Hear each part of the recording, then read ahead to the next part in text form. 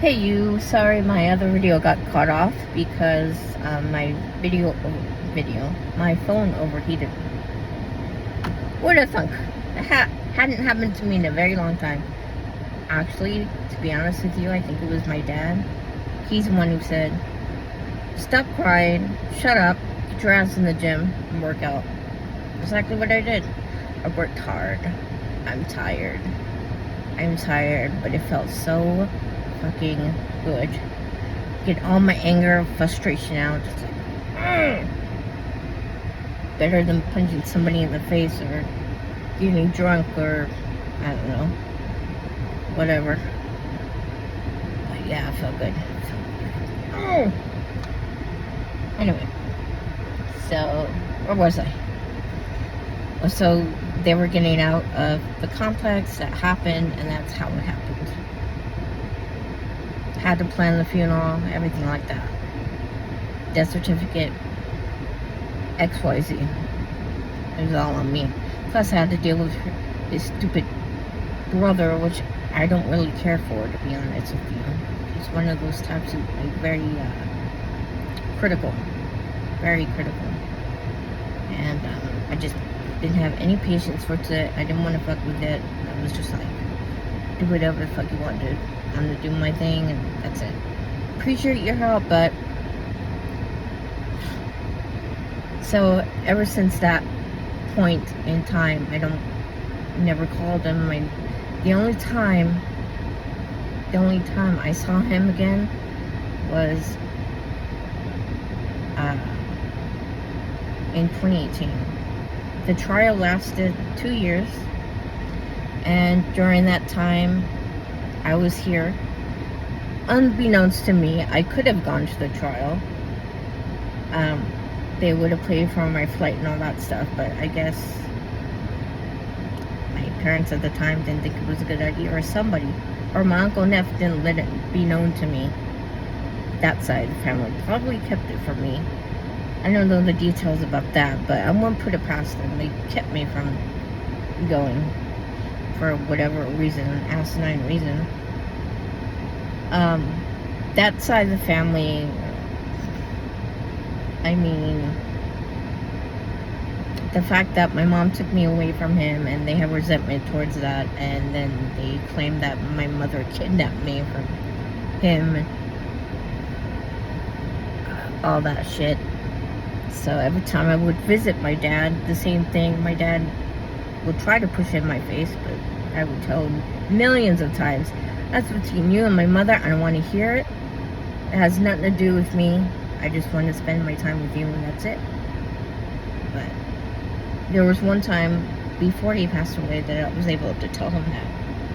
I was able to tell him, hey, I don't appreciate you talking about my mom like that. It has nothing to do with me. Between you guys, leave me out of it. Period. But that side of the family always held resentment towards me. Saw me as I don't know what they saw me as. But, so the trial lasted for 2 years. The guy was, his name was Mitch. He was 35 at the time. Lasted 2 years. He got, and you know, another thing, it pissed me off that it took 2 years, but there again, I wasn't even in the law profession, so I had no idea what entails going into a criminal case. Now I do, but back then, I was very frustrated. I didn't know what had to be done and all that shit. So, and I'm holding my phone because I don't want to get overheated again. So he got 2 life sentences without the possibility of parole, and that was it. He got sent to prison. That's it. That's the last thing I heard until, there's a but, I got an email one day. This was in 2017? No, 2018. February 2018. I got an email from my cousin, my Aunt Lydia's son, David, emailed me and said, hey, he's trying to get an appeal. He's trying to get a lesser sentence. and they want you to write another victim impact statement.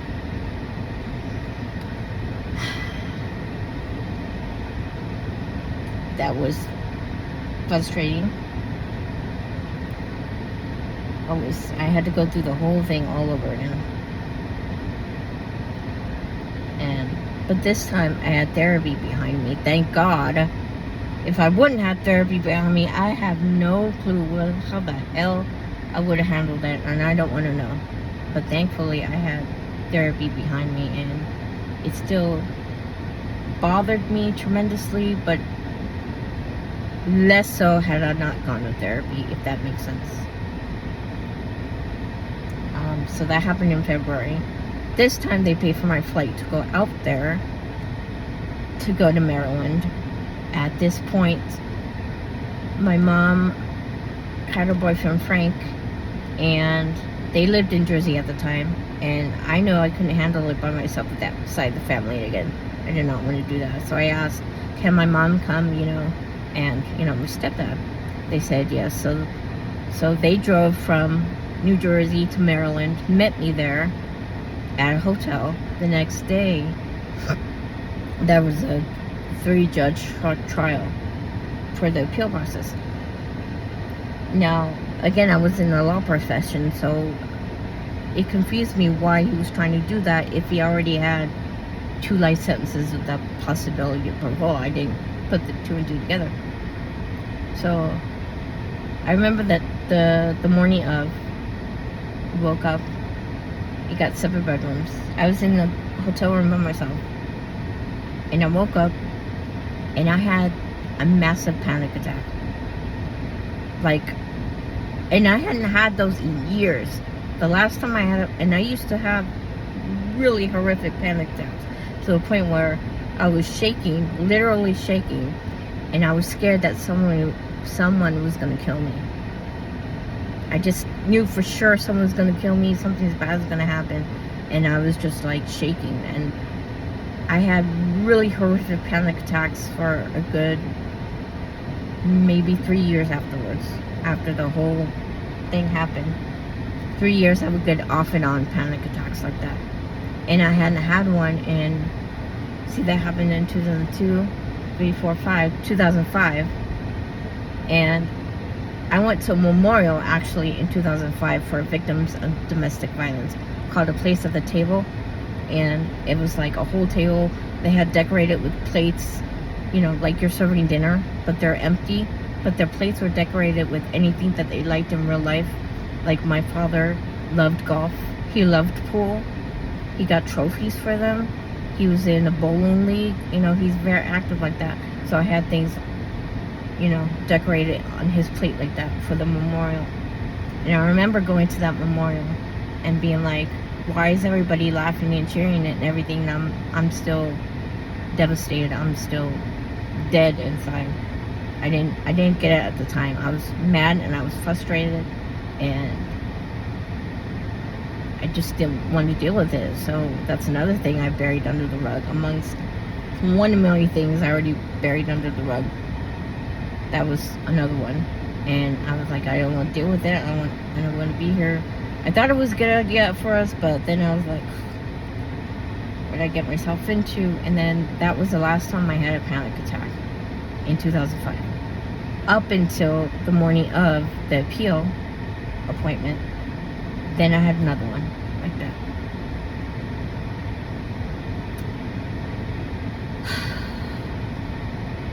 I had written my impact statement on a journal that I had. Last time it was typed out. I typed it on the computer and sent it through email. But this time I had it in my notebook. And then I read it in front of the judge. Now, it was Lydia's 2 sons, David and Robbie, my Uncle Neff, and me. All 4 of us were standing to tell them, how I impacted them or whatever. I remember all 3 of them said stuff about how much of a good person they were, how much impacted their children, how much impacted, but not in gory detail. I did. I was the one that told him that I had PTSD, that I had panic attacks, that all these things, like I will never have him walk me down the aisle. He will never meet my grandchildren, or his grandchildren, not mine, his grandchildren, which that never happened. I don't have kids. But those things, and so we were going to get the verdict the same day, so we had dinner. And before I went to the appeal appointment, I had signed up to go to UCR Extension Paralegal Program to get my paralegal certificate, and it was a application. I wasn't sure I was going to be able to get in because the college that I went to, they closed down. It was Evers College, and they closed down, and I didn't know if my associates was valid anymore. So I went to dinner that night, and Robbie pulled me aside, and he told me, Eli wouldn't want you to be sad and stuck in, woulda, coulda, shoulda, all these things, and just encouraging me and telling me, all this beautiful stuff. And I said, I know. That's why I applied for school. And then I knew after the whole appeal process, I knew if I went home, I was afraid. I didn't know, but I was afraid that I was just going to get back in my old habits. I was just going to binge drink and not do anything and just like spiral down like I did before. I didn't, because after that appeal process, I just went home with my mom and stepdad, and I stayed there for an entire month. I stayed at their house for an entire month in New Jersey, and then came back. When I got back, I realized I got into the program.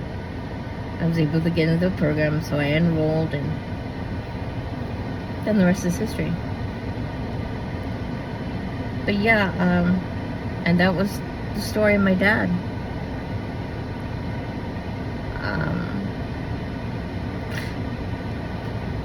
As you can see, it's still tender, and that will always be the case until I die. I will have to live with this for the rest of my life, unfortunately. And I'll come up from time to time. It's just the reality of life. That's the reality of grief. And it's just life, It's how we deal with it and how we move on, how we move forward to honor them. And I know other people have different views of death, to them, maybe it doesn't impact them as much, or they don't spend time thinking about it, or I don't know,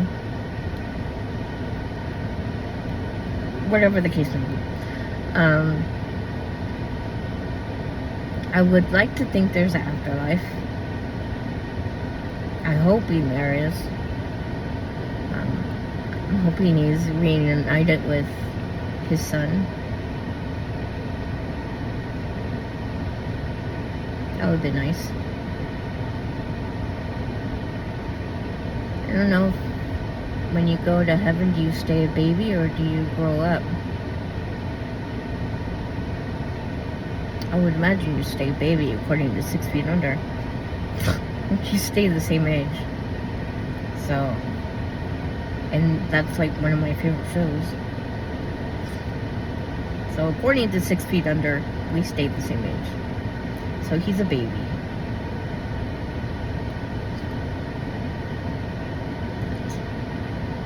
And I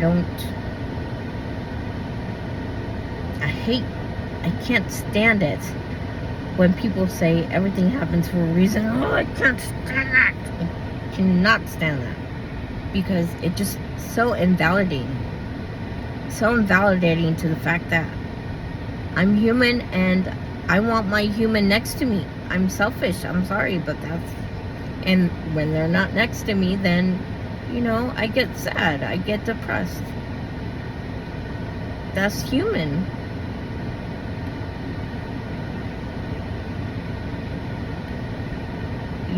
Another thing they say is, it was their time.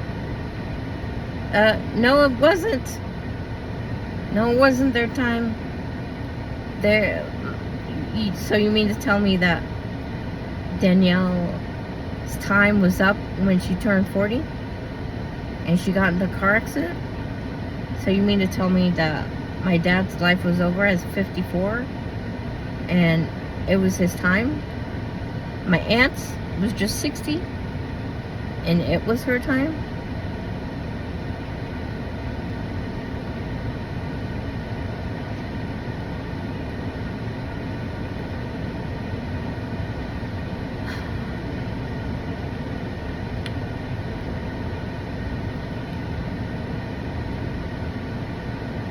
That's why I don't like to talk about my loss to anybody that doesn't understand, because it's so invalidating and it's so discouraging and it's so hurtful and painful. Don't get me wrong, I don't think they're coming from a bad place. Well, at least some of them I hope not, but the fact remains is it's hurtful to the person who's grieving. It makes their feelings like they're not allowed to have any feelings because of it.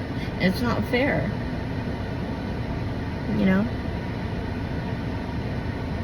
He's in a better place. Yeah, well, I'm selfish. I don't want him next to me. I don't want him in the better place. His better place is me, damn it. No, you can't say that.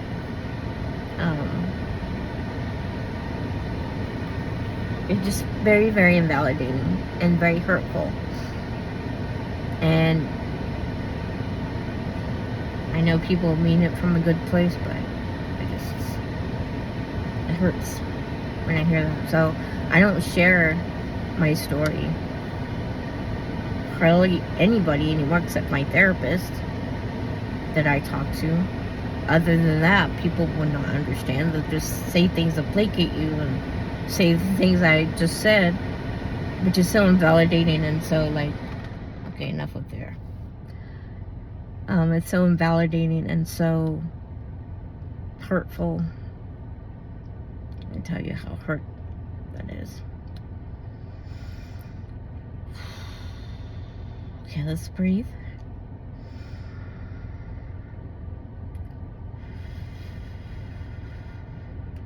Okay, I let it all out.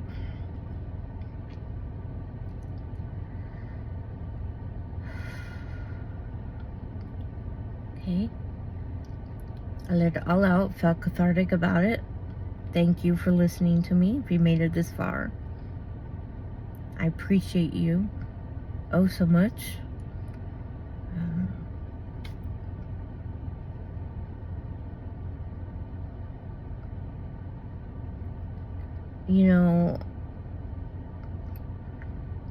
Things are happening, I see, that are just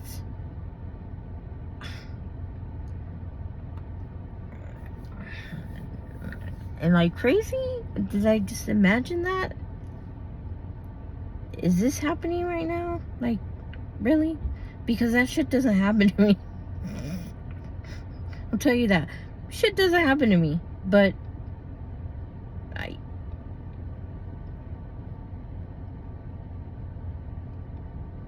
I don't trust myself. And I never trusted my gut feeling. But I'm starting to realize that gut feeling I had 6 years ago is leading me to all the stuff now.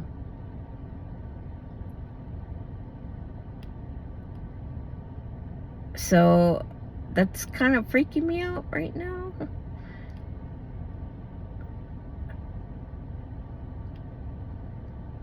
I mean, it's a beautiful thing, but I'm not used to that. And that's so sad to say, but I'm not used to good things happening to me. I'm not used to people being encouraging and supporting me, and I'm not used to that. So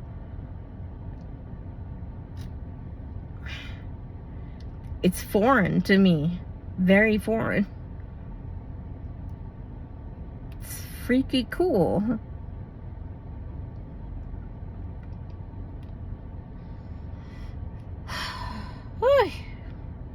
Yeah, it's, I guess, see, the thing with me is, you gotta know about me, okay? I like to speculate on things. I'm not gonna say no, something doesn't exist, or I'm not gonna say yes, something does exist without evidence. That's a paralegal in me. Without hardcore facts or evidence. But I will think there is a possibility, for sure. Things are pointing to a certain thing. But if I don't have that concrete evidence, then I won't know for sure. But I do, it's not a hard no. It's not a hard yes, but it's not a hard no. I need evidence. And if I see just one glimmer of hope, or one glimmer of this is not in my head, then I'm like, oh, okay. And then I'll back off and be like, okay, cool. I'm not crazy. Cool, it's not in my head. All right, cool. We established that. Yay. Move on. That's how I am.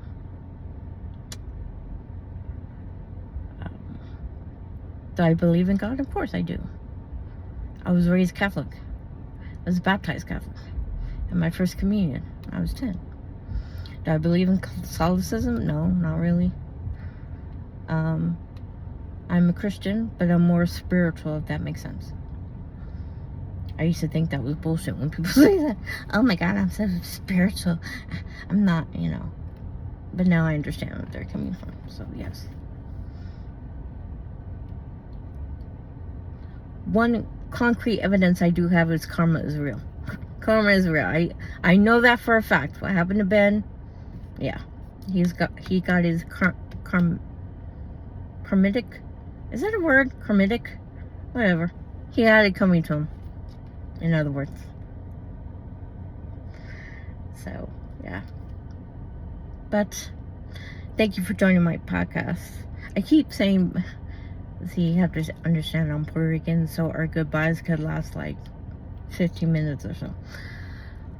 Anywho, so thank you for joining me on this podcast. Sorry it broke away before, but now we got it under control. I don't think my phone is overheating anymore. Had a great workout. I can't wait. I'm gonna go home. I'm gonna take a shower, have something to eat, have a little herbal refreshment, and go on my live, on my favorite live, and just chill out and talk to people and connect, and I like that. So take care of yourself, and send you all my wishes and love, and you're not alone. I got you. I hear you. I don't hear you, but you know what I mean. Take care, and I will see you next time. Bye.